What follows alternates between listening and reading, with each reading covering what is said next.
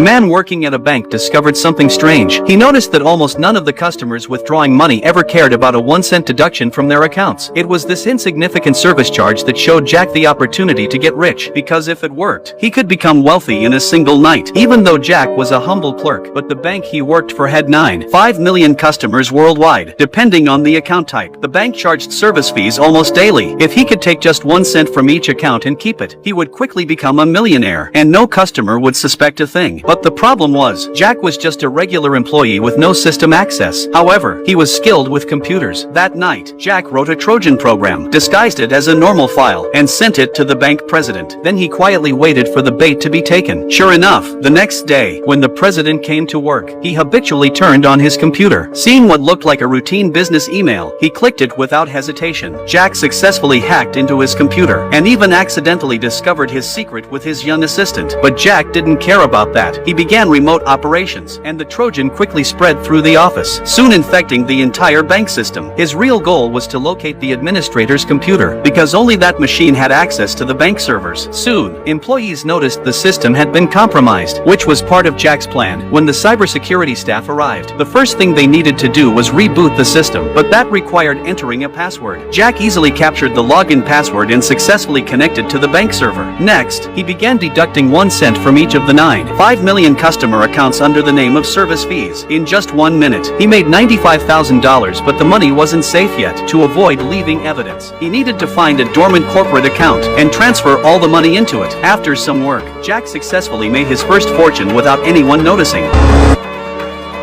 Yes! Yes!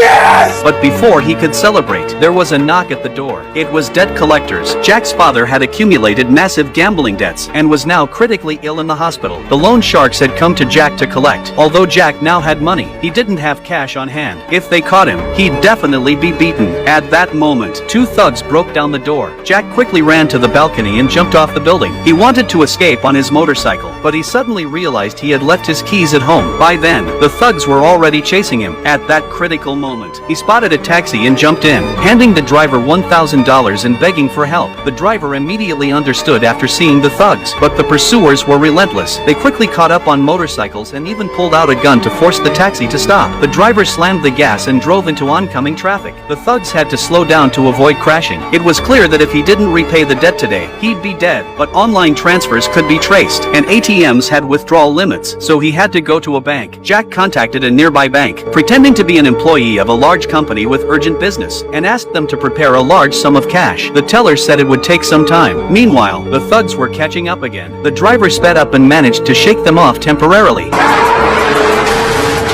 Soon, Jack arrived at the bank. Despite the urgency, he acted calm, but when he tried to withdraw the money, the teller asked for employee ID. Fortunately, Jack had prepared a fake badge, but the teller looked so serious that Jack thought he had been recognized. The next moment, the teller handed him the money. It was a false alarm. Jack got the money and quickly turned around and left, but before he could exit, the teller called him back. Jack suddenly broke out in a cold sweat. "Is it discovered?" the teller asked curiously. "How can you withdraw so much cash without counting it?" Jack replied that it didn't matter, the bank wouldn't cheat its customers. Hearing this, the teller was reassured. At that moment, the 2 thugs arrived at the bank entrance. Jack immediately repaid the debt and finally felt relieved. Being debt-free felt incredibly freeing. He used the remaining money to pay for his father's surgery and vowed to quit stealing once his father recovered. Jack planned to return to work and live an honest life, but just as things seemed to settle down, the news suddenly reported the death of the bank president. He had been murdered. Jack panicked. He had just taken the money, and now the president was dead. Whether or not it was related to him, he was now in serious danger. Security had already locked down the building, and the police were on the way. Once they start investigating, they're bound to find the hacking emails of the boss's computer. Then, following the trail, they will definitely find out his secret. Thinking of this, he had to delete the email sent to his boss in advance, but unfortunately, his laptop was at home, and the building was completely sealed. There was no way out. Then he thought of another option. The server room on the 4th floor could also be used to delete the email, but it was heavily guarded, accessible only with executives' fingerprints. As a low-level employee, he had no chance. Under great psychological pressure, Jack vomited furiously. Just then,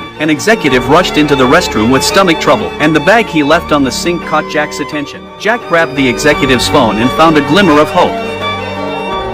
Jack must use this fingerprint to unlock the elevator and go to the 4th floor mainframe room to destroy the evidence of his crime before the police arrive. But suddenly, another executive appeared, talking on the phone. If discovered, Jack would be arrested immediately, holding back his panic. He tried unlocking again and again. Just before the executive turned around, he succeeded and shut the elevator door. He reached the 4th floor, but still needed an access card to enter the server room. He used the cell phone film to unlock the door again, entering the control room. His first step was deleting surveillance footage and shutting down all cameras in the building, but that would alert security immediately. He only had 15 minutes. Among the management staff, he picked an unlucky target and used that identity to print an access card, his romantic rival. He grabbed the card and raced against time. 11 minutes remaining. He rushed back to the server room and successfully entered. With 9 minutes left, he had to delete all evidence and escape. Meanwhile, executives noticed abnormal system activity. Someone was illegally upgrading the bank system. Security traced it to Tom entering the server room. They immediately sent people to capture him, but a female executive from cybersecurity stopped them. She was the woman Jack loved. Lisa vouched for Tom, saying he had been with them the whole time. Security realized someone was impersonating Tom and rushed to the server room. Jack noticed someone entering and held his breath, but his process wasn't finished. Only 3% remaining, and security was getting closer.